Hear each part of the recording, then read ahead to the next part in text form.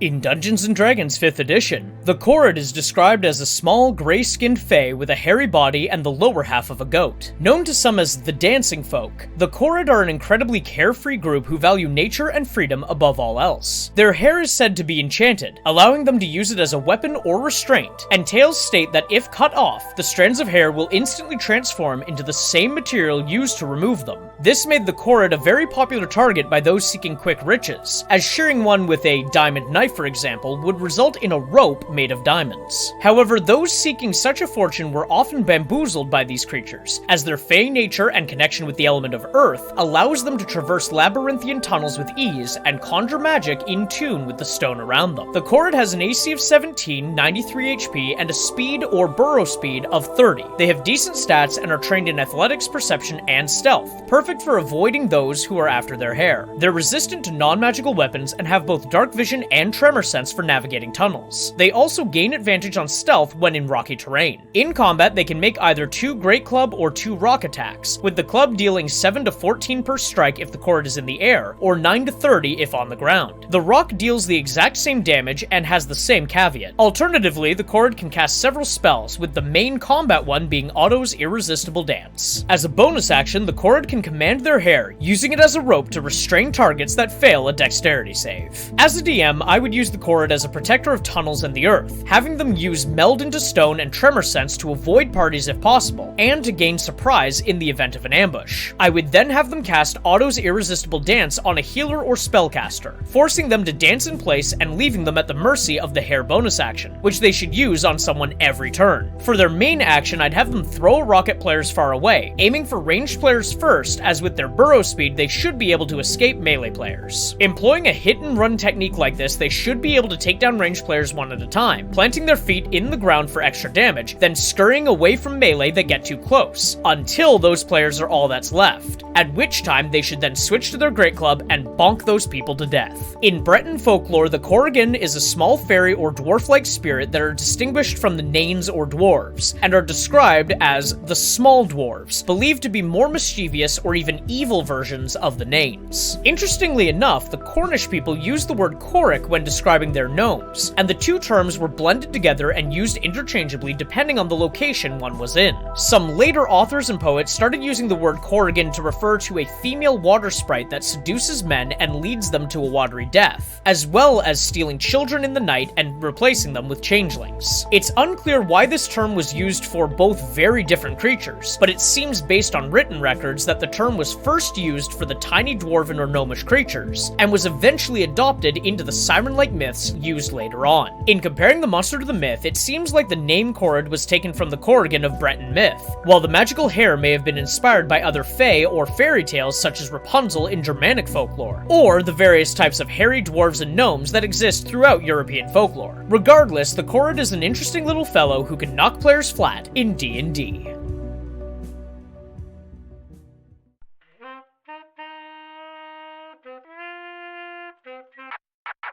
If you enjoyed that video, please leave a like and comment below, and consider subscribing to the channel. You can also join the Patreon for $1 a month to access videos days before they're posted here, as well as other exclusive stuff like short stories, videos, and more.